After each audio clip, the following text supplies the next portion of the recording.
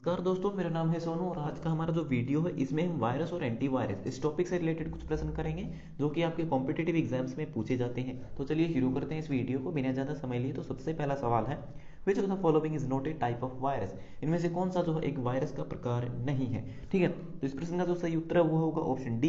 जो ट्रोजन्स होते हैं वो वायरस नहीं होते हैं। इसके अलावा boot sector virus, polymorphic virus और मल्टीपैराटाइट वायरस ये सभी आपके वायरस होते हैं, लेकिन ट्रोजन्स जो है वायरस नहीं होते हैं। तो ऑप्शन डी यहाँ पर आपका सही है। दूसरा प्रश्न है, which of them is not an idle way of spreading the virus. ठीक है, तो इनमें से कौन सा जो है किसी भी वायरस को फैलने का सही तरीका नहीं है। ठीक है, तो किसके माध्यम से वायरस नहीं फैलता है। तो ऑप्शन आप देख सकते हैं, इन्फेक्टेड वेबसाइट से फैलता है, ईमेल से फैल सकता है, यूएसबी से फैल सकता है। लेकिन जो ऑप्शन सी है यहाँ पर आपका सही है, ऑफिशियल एंटीवायरस सीडी। ठीक है, यानी कि जो एंटीवायरस बनाने जो सीडी होती है, ठीक है, जैसे कि आप क्विक हिल का एंटीवायरस यूज करते हैं या फिर किसी और कंपनी का यूज करते हैं, तो जो एंटीवायरस की जो सीडी होती है, जो एंटीवायरस को डिलीट करने का, रिमूव करने का काम करती है, वो खुद से एंटीवायरस नहीं फैलाती है। ठीक है, तो इस प्रश्न का सही उत्तर है ऑप्शन सी, ऑफिशियल जो एंटीवायरस सीडी होती है उनसे वायरस नहीं फैलता है। तीसरा प्रश्न है, इन मिड 1981, ठीक है 1981 के मध्य में the first virus for Apple computer with the name dash came into existence. ठीक है, तो 1981 के मध्य में जो पहला वायरस आया था कंप्यूटर एप्पल के कंप्यूटर्स के लिए, तो वो कौन सा था। तो वो था एप्पल 2। ठीक है, भले ही ये पहला वायरस था लेकिन इसका नाम था एप्पल 2। तो ऑप्शन जो बी है यहाँ पर आपका सही है तीसरे प्रश्न का। चौथा प्रश्न है, direct action virus is also known as, यानी कि जो डायरेक्ट एक्शन वायरस होता है उन्हें अन्य हम किस नाम से जानते हैं। उन्हें हम नॉन रेसिडेंट वायरस भी कहते हैं, जो कि ऑप्शन ए यहाँ पर आपका सही है। एक्सप्लेनेशन भी आप देख सकते हो, direct action virus is also known as non resident virus which get installed and stay hidden in your computer memory. ठीक है, जो हमारे कंप्यूटर के अंदर जो है इंस्टॉल हो जाते हैं और मेमोरी के अंदर छुपे रहते हैं। ठीक है, यानी कि हमें वो दिखाई नहीं देते, और जो चीज़ हमें दिखाई नहीं देती है इसका मतलब हम समझते हैं कि वो कंप्यूटर में है ही नहीं, इसलिए हम इन्हें नॉन रेसिडेंट वायरस कहते हैं, क्योंकि ये उसके अंदर है ही नहीं। ठीक है, इस प्रकार के जो वायरस होते हैं वो उन सभी फाइलों के अंदर छुपे रहते हैं जिन्हें ये इन्फेक्ट करता है। ठीक है, पांचवा प्रश्न है, dash deletes all the files that it infect, यानी कि वह कौन सा वायरस होता है जो उन फाइलों को डिलीट कर देता है जिन्हें ये इन्फेक्ट करता है। ठीक है, तो इस प्रश्न का जो सही उत्तर है वो है ऑप्शन बी, ओवरराइट वायरस। ठीक है, राइट का मतलब क्या होता है, आपके कंप्यूटर मेमोरी के अंदर जो डेटा है उसमें कुछ बदलाव करना हम राइट बोलते हैं। ठीक है, इसके अलावा ओवरराइट का मतलब होता है कि उसमें बदलाव कर दिया और उस फाइल को खराब कर दिया। ठीक है, या तो उसको डिलीट कर दिया या उसको खराब कर देना। ठीक है, ओवरराइट कहलाता है। तो पांचवें प्रश्न का ऑप्शन बी आपका सही है। तो एक्सप्लेनेशन भी आप देख सकते हो, ओवरराइट जो वायरस होता है वो डिलीट कर देता है सभी फाइलों को जिन्हें ये इन्फेक्ट करता है। It can be removed be only by deleting those infected file. अगर आपको इस वायरस को रिमूव करना है, अपने कंप्यूटर से हटाना है, तो सिंपल आपको करना क्या होगा कि जिन फाइलों को इसने इन्फेक्ट किया आप उनको डिलीट कर दीजिए परमानेंटली। ठीक है, तभी आप इस वायरस को जो अपने कंप्यूटर से हटा पाएंगे। It gets spreads via email, और ये जो वायरस होता है ज्यादातर ईमेल के माध्यम से फैलता है। अगर आप किसी कॉम्पिटिटिव एग्जाम की तैयारी कर रहे हैं और अभी तक आपको कंप्यूटर की बेस्ट बुक नहीं मिली है, तो आज की इस वीडियो में हम आपके लिए लेके आए हैं एक ऐसी ई बुक जिसको पढ़ने के बाद आप किसी भी एग्जाम में आने वाले कंप्यूटर के सभी प्रश्नों को सॉल्व कर सकते हो। अब तक हजारों स्टूडेंट्स इस ई बुक का फायदा उठा चुके हैं। ये ई बुक कवर करती है SSC, CGL, CHSL, railway, bank, DRDO, IT, copper training officer, data entry operator और अन्य सभी जनरल कॉम्पिटिटिव एग्जाम्स को, क्योंकि इस ई बुक में आपको मिलता है 7000 प्लस क्वेश्चन का कलेक्शन, जो कि पुराने कॉम्पिटिटिव एग्जाम्स के क्वेश्चन पेपर से लिए गए हैं। इसमें सभी प्रश्नों को टॉपिक वाइज दिया गया है। पूरे इंटरनेट पर आपको किसी भी अन्य बुक में इतने सारे टॉपिक्स एक साथ देखने को नहीं मिलेंगे। इस ई बुक से आप कम समय में अच्छी तैयारी कर सकते हो। तो देर किस बात की है, अभी चाहिए इस वीडियो की डिस्क्रिप्शन में और पाइए इस ई बुक को बहुत ही अफोर्डेबल प्राइसेस में और निश्चित कीजिए अपनी सफलता को। छठा प्रश्न है, dash is also known as cavity virus. तो कैविटी वायरस के नाम से किसे जाना जाता है। तो कैविटी वैसे तो हमारे दांतों में होती है, तो यहाँ पर पूछा गया कि कैविटी वायरस कौन सा होता है। ठीक है, तो इस प्रश्न का जो सही उत्तर है वो है ऑप्शन डी,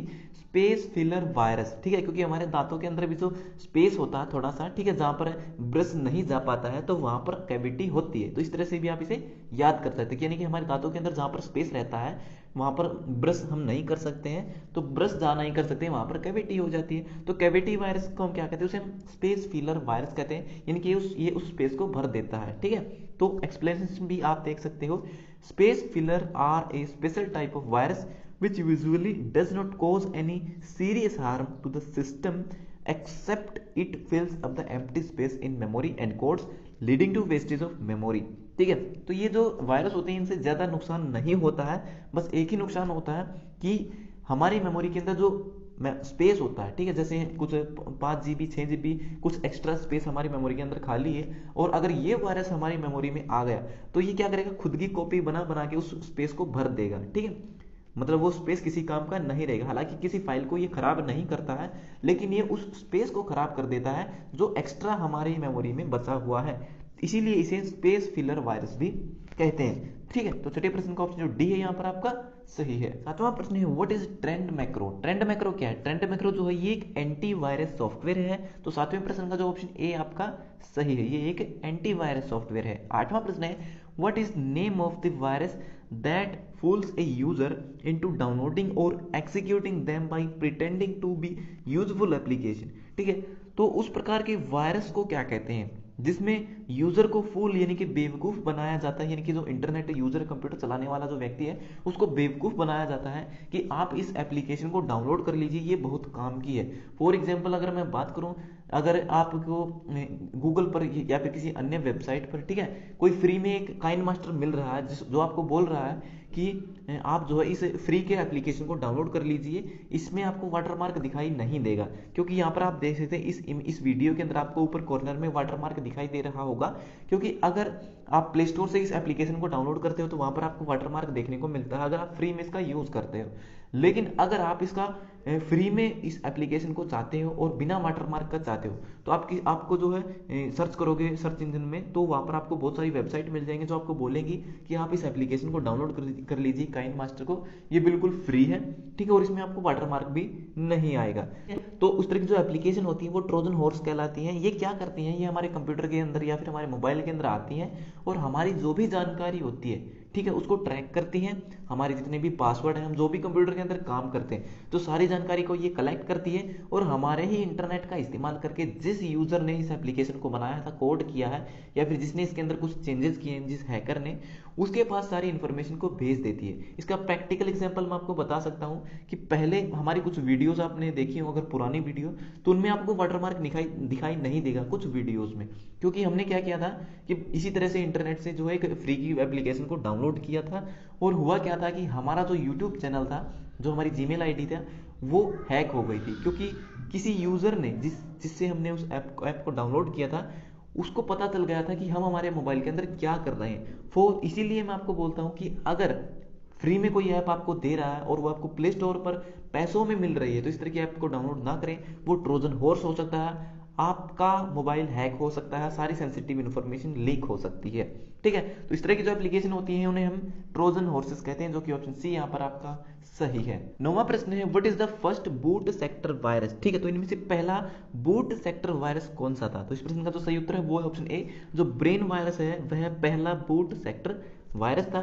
10वां प्रश्न है what is the name of first computer virus, ठीक है। तो ये पहले तो था 9वीं में बूट सेक्टर वायरस, लेकिन यहाँ पर पूछा गया कि पहला कंप्यूटर वायरस कौन सा था। तो पहला जो कंप्यूटर वायरस था वो था क्रीपर, जो कि ऑप्शन 4 यहाँ पर आपका सही है। तो ये हो गए हमारे आज के सभी प्रश्न कंप्लीट। सो वीडियो देखने के लिए धन्यवाद। अगर आपका कोई सवाल है तो आप कमेंट बॉक्स में लिख करके पूछ सकते हो। तो मिलते हैं हमारी अगली वीडियो में, तब तक के लिए नमस्कार।